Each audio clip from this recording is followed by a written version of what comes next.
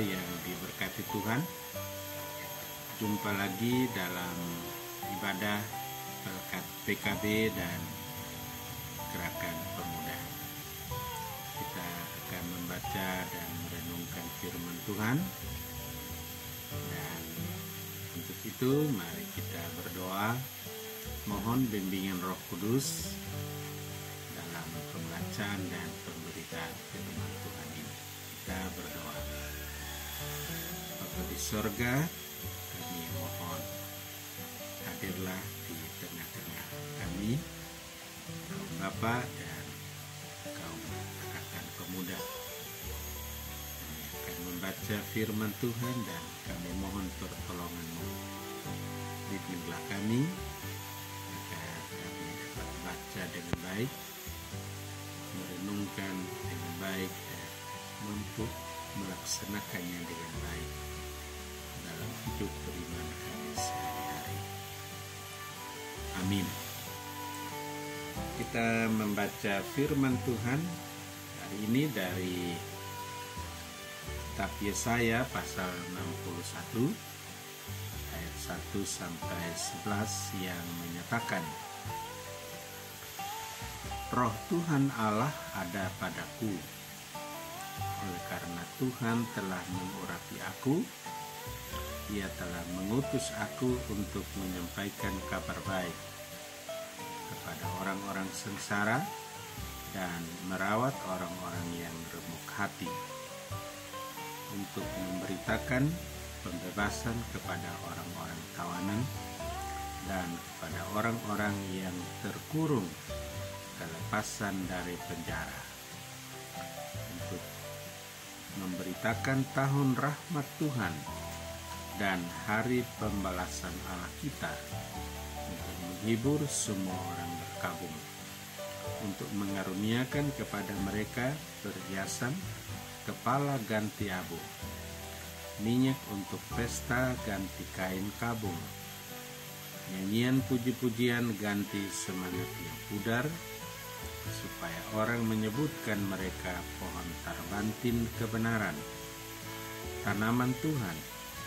untuk memperlihatkan keagungannya. Mereka akan membangun reruntuhan yang sudah berabad-abad dan akan mendirikan kembali tempat-tempat yang sejak dahulu menjadi sunyi. Mereka akan membaharui kota-kota yang runtuh, tempat-tempat yang telah turun-temurun menjadi sunyi. Orang luar akan melayani kamu sebagai gembala kabin dombamu, dan orang-orang asing akan bekerja bagimu sebagai petani dan tukang kebun anggurmu. Tetapi kamu akan disebut imam Tuhan dan akan dinamai pelayan Allah kita. Kamu akan menikmati kekayaan bangsa-bangsa dan akan memegahkan diri dengan segala harta benda mereka, sebagai ganti bahwa kamu mendapat malu 2 kali lipat, dan sebagai ganti noda dan ludah yang menjadi bagianmu. Kamu akan mendapat warisan 2 kali lipat di negerimu, dan sukacita abadi akan menjadi kepunyaanmu. Sebab aku, Tuhan, mencintai hukum dan membenci perampasan dan kecurangan. Aku akan memberi upahmu dengan tepat dan akan mengikat perjanjian abadi dengan kamu. Keturunanmu akan terkenal di antara bangsa-bangsa dan anak cucumu di tengah-tengah suku-suku bangsa, sehingga semua orang yang melihat mereka akan mengakui bahwa mereka adalah keturunan yang diberkati Tuhan. Aku bersukaria di dalam Tuhan, jiwaku bersorak-sorai di dalam Allahku, sebab Ia mengenakan pakaian keselamatan kepadaku dan menyelubungi aku dengan jubah kebenaran, seperti pengantin laki-laki yang mengenakan perhiasan kepala, dan seperti pengantin perempuan yang memakai perhiasannya. Sebab seperti bumi memancarkan tumbuh-tumbuhan, dan seperti kebun menumbuhkan benih yang ditaburkan, Demikianlah Tuhan Allah akan menumbuhkan kebenaran dan puji-pujian di depan semua bangsa-bangsa. Demikian firman Tuhan, terpujilah Kristus. Haleluya. Amin. Kaum bapak dan adik-adik pemuda yang dikasihi Tuhan, silakan duduk yang baik, bersantai, sambil minum kopi atau teh. Mari kita arahkan pikiran kita untuk merenungkan firman Tuhan yang kita harus saja membacanya. Kita mulai dari kalimat pertama. Roh Tuhan Allah ada padaku, mengurapiku dan mengutus aku untuk menyampaikan kabar baik. Sekali lagi, Roh Tuhan Allah ada padaku, mengurapiku, mengutus aku untuk menyampaikan kabar baik. Apa maksudnya? Nah, maksud daripada ayat 1 ini nanti saya terangkan sesudah kami sampaikan sedikit latar belakang dari bacaan kita. Kaum bapak dan adik-adik pemuda, bangsa Israel dibuang Allah ke Babel selama 70 tahun. Dan selama 70 tahun bangsa ini dijajah secara bergantian 2 sampai 3 kerajaan. Yang pertama kerajaan Babilonia, kemudian kerajaan Persia, kemudian kerajaan Asyur, kemudian kerajaan-kerajaan lain yang kemudian. Pada masa pemerintahan kerajaan Babel, satu generasi yang dibuang itu habis, mati di pembuangan. Tetapi generasi kedua dibangun kesadarannya oleh beberapa nabi yang ditempatkan Tuhan di pembuangan, antara lain Yeskiel. Generasi ini dibangun kesadarannya tentang apa sebab-musebabnya bangsa Israel yang dahulu terhormat, jaya, dan kepunyaan Allah harus dibuang ke Babel. Jadi pembuangan itu adalah sebuah proses penyadaran akan mengapa mereka dibuang ke Babel. Dalam proses penyadaran itu, mereka menemukan bahwa leluhur mereka, orang tua mereka, telah berdosa begitu besar kepada Allah yang memilih mereka sebagai bangsa pilihan Allah. Dosa apa itu? Dosa ketidaksetiaan mereka kepada Allah. Mereka mengabaikan Allah, bahkan mereka tidak menjadikan Allah sebagai Tuhan dari bangsa Israel. Dan karena itu, proses kesadaran yang berlangsung sekian lama menyadarkan sebuah angkatan yang baru. Sehingga pada masa pemerintahan kerajaan Persia yang dipimpin oleh Raja Koresi, maka kepada bangsa Israel diberi kelonggaran, diberi izin untuk boleh pulang ke Yerusalem atau Yehuda untuk membangun kembali Yerusalem dan khususnya Bait Allah. Ya. Proses kesadaran ini berisi keinsafan. orang sadar atau orang insaf lalu datang kepada Tuhan, dia mengaku dosa dan menyatakan pertobatan. Dalam pertobatan itu mereka juga mengisi dengan janji bahwa mereka akan kembali setia kepada Allah Abraham, Ishak dan Yakub, Allah pencipta langit dan bumi. Dan kurang lebih 50.000 orang yang boleh kembali ke Yerusalem atas izin Raja Korsi, Raja Persia yang berkuasa waktu itu. Nah, dalam rombongan 50.000 orang itu, menurut beberapa penafsir, bahwa salah satunya yang menuliskan surat yang kita baca hari ini, yang begitu rapih menyembunyikan namanya, tetapi dia menyebut diri sebagai Yesaya ketiga atau Trito Yesaya, sehingga dia menuliskan surat yang kita baca ini, pasal 61 ayat 1 sampai 11 dan seterusnya, sebagai atas nama Yesaya, tetapi ditulis oleh orang yang diperkirakan adalah rombongan 50 orang yang telah sadar, telah insaf, telah bertobat, mengaku kepada Allah, Allah mengampuni, dan Allah menerima mereka, dan Allah menaruh roh kepadanya.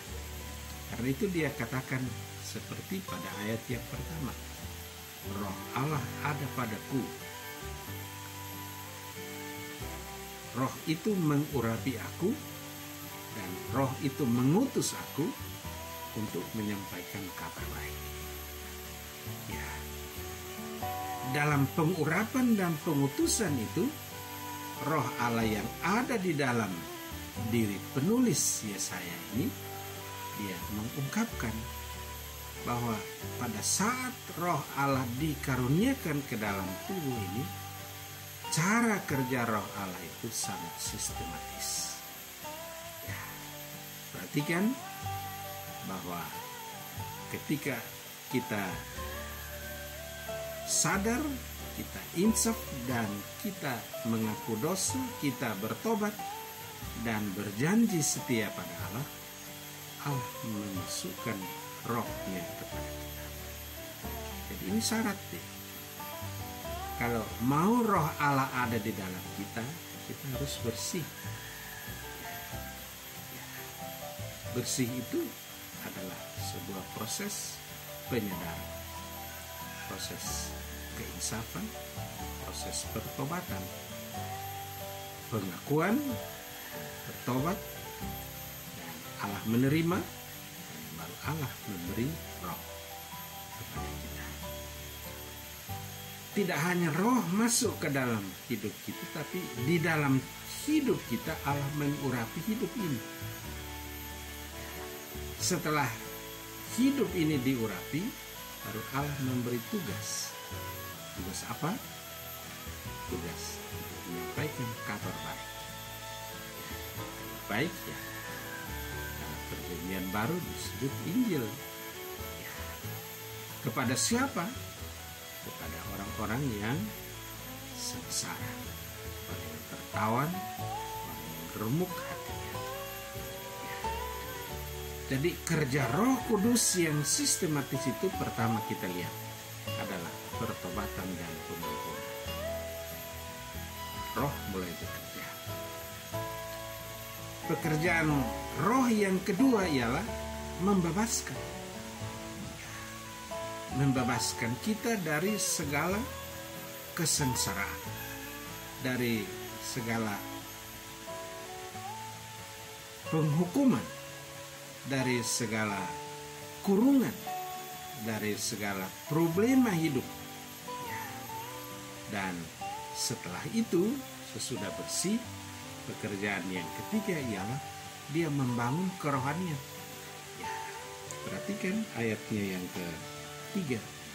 Ya. bahwa setelah kita bertobat dan Allah mengaruniakan roh, tidak langsung bisa kita membangun fisik. Israel tidak bisa langsung membangun kembali kota Yerusalem dan bait Allah, tidak. Setelah Dia membebaskan kita dari segala penderitaan, Allah membangun kerohanian kita. Roh Allah membangun iman kita. Ya. Membangun rohani itu menjadi pekerjaan kedua setelah Allah membebaskan kita oleh rohnya. Ya. Apa sudah boleh membangun fisik? Belum. Pekerjaan yang ketiga ialah Allah membangun perilaku. Ya. Sebagai imam Tuhan, perilaku. Rohani yang baik, iman yang baik akan mendorong orang untuk berperilaku yang baik. Perilaku yang baik itulah yang oleh Allah menempatkan bangsa Israel kembali ke Yehuda Yerusalem untuk membangun peruntuhan Yerusalem dan bait Allah. Ya, perilaku. Ya. Setelah roh Allah masuk, Allah membangun rohani imam, kemudian baru membangun perilaku, baru membangun fisik, lalu memperoleh kemuliaan Tuhan. Ini kerja Roh Kudus yang sistematis. Acap kali orang salah kaprah. Setelah dia diberi roh Allah dan membebaskan dia dari segala pergumulan hidup, dia pikir Allah sudah langsung dan boleh memberi berkat-berkat fisik. Tidak. Ya, bacaan ini menunjukkan bahwa setelah Allah membebaskan, dia fokus membangun iman kita dulu, membangun rohani dulu. Sesudah rohani, dia membangun perilaku, kelakuan hidup kita. Jadi imannya yang baik, perilaku yang baik, baru Allah memberi untuk kita membangun segala yang bersifat fisik. Ya. Nah, di sini iman dan perilaku ini menentukan. Ya. Sebab Allah di dalam rohnya menekankan iman dan perbuatan yang harus sepadan dengan kehendak Allah, ya, agar dia tidak mengulangi lagi kesalahan para leluhurnya. Ya, bahwa iman yang kuat, perilaku yang baik dapat mengundang simpati bangsa-bangsa lain untuk membantu bangsa Israel dalam membangun kembali Yerusalem dan bait Allah. Orang Israel yang kembali ke Yerusalem itu sedikit dan tidak punya uang. Dari mana bahannya? Dari mana tukangnya? Dari mana teknisinya? Mereka berharap bantuan dari bangsa-bangsa lain. Bangsa-bangsa lain itu digerakkan oleh roh Allah karena melihat perbuatan-perbuatan mereka baik berdasarkan iman yang kuat kepada Allah. Karena itu, roh Allah yang membangun kelepasan, membangun rohani, membangun perilaku, dan perilaku itulah yang mengundang simpati bangsa-bangsa lain untuk membangun. Membantu dengan uang, membantu dengan bahan, membantu dengan teknisi, membantu dengan tukang-tukang, membantu dengan pekerja-pekerja. Sehingga dalam waktu yang tidak terlampau lama, Yerusalem dapat dibangun kembali dan bait Allah juga dapat dibangun kembali, walaupun masih dalam status jajahan Persia Media. Ya. Bapak Ibu, bapak-bapak dan adik-adik pemuda yang dikasihi Tuhan, ya. Iman dan perilaku. Iman tanpa perbuatan adalah mati. Perbuatan tanpa iman adalah kosong. Ya. Kaum bapak boleh catat ini, kaum pemuda boleh catat itu. Nah, Allah memberikan sebuah kunci, ya, bahwa setelah kita lepas dari segala pergumulan, yang dibangun ialah kerohanian. Sesudah itu membangun perilaku. baru kita ditempatkan di tengah-tengah bangsa lain, dan bangsa-bangsa lain melihat akan keindahan perilaku kita, dan dengan sendirinya dia dapat membantu dan menolong kita untuk menyelesaikan apa-apa yang kita harus kerjakan di dalam hidup ini. Ya, kaum bapak dan adik-adik pemuda, kekristenan ini mesti dipahami bukanlah sebuah agama wahyu yang bersifat teoritis saja. Ya, betul bahwa kekristenan itu adalah ajaran Allah di dalam Kristus. Ya, secara rohani. Tetapi rohani itu harus nyata di dalam perbuatan sehari-hari. Karena kekristenan bukan hanya sebuah teori tentang ketuhanan, teori tentang kekristenan, tetapi kekristenan adalah agama kelakuan. Ya, kelakuan yang baik, yang berakar pada iman kepada Kristus, kepada Allah. Itulah kekristenan. Ya, orang Israel kembali membangun Yerusalem dan Bait Allah karena dia mempraktikkan iman yang kuat, tetapi juga berperilaku yang baik di antara bangsa-bangsa. Ya, Bapak dan adik-adik pemuda, khususnya para pengurus, ya, pengurus PKB, pengurus GP, harus mendahului mempraktikkan firman Tuhan ini. Sebab anggota-anggota PKB dan anggota-anggota GP akan melihat bagaimana rohaninya para pengurus, bagaimana kelakuannya para pengurus, dan anggota mulai perlahan-lahan mengikut cara hidup pengurus dan kaum bapak dan pengurus gerakan pemuda.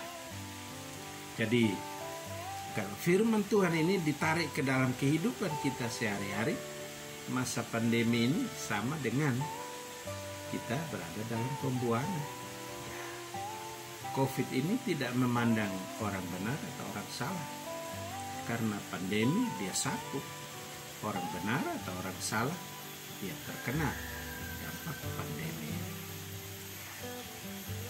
Di rumah saja mau bikin apa? Ya, maka firman ini menolong kita untuk memulai, ya, merenungkan akan kehidupan ini, mengintrospeksi kehidupan ini, merefleksikan hidup ini. Ada hal-hal yang tidak patut ada di dalam hidup ini, Roh Tuhan membuangnya. Ya, ada hal-hal yang perlu tumbuh, ditumbuhkan oleh Roh yang ada pada kehidupan. Ada hal-hal yang lesu, Roh yang ada di dalam hidup kita akan merawat. Ya, sehingga di dalam masa di rumah saja, yang pertama kita bangun ialah sebuah kesadaran untuk berubah di dalam kuasa Roh Kudus. Ya. Dan hal yang pertama dan kedua dan utama dibangun ialah kehidupan rohani. Ya. Mendalami firman Tuhan, memuliakan Allah, dekat kepada Tuhan, itu membangun kerohanian. Ya. Dan kita nyatakan dalam perilaku kita hidup sehari-hari. Ya, so kita di Ebenezer Gianyar, kita kembali ke rumah kita masing-masing. Kita tidak hidup sendirian. Kita hidup di tengah-tengah suku-suku lain, di tengah-tengah bangsa lain, di tengah-tengah orang lain. Ya, apakah kita diterima? Kebutuhan dasar setiap manusia lah diterima oleh orang lain. Kita tinggal di sini, diterima oleh tetangga atau tidak? Sekali lagi, ini tergantung dari iman kita dan perilaku hidup kita. Jangan sampai seperti penjual minyak wangi, penjual parfum, Satu saat kami 3 orang bapak-bapak duduk di teras kantor gereja. Datang seorang ibu penjual parfum. Mula dia duduk agak jauh. Dia menjelaskan bahwa parfum ini wanginya bertahan 12 jam. Disemprot pagi, malam baru bisa hilang. Dia terus wangi. Nah, pada saat dia ingin menyemprotkan kepada salah seorang bapak, dia lupa kalau dia sudah berjalan dari pagi sampai siang, dia keringat dan mengeluarkan aroma-aroma yang tidak wangi.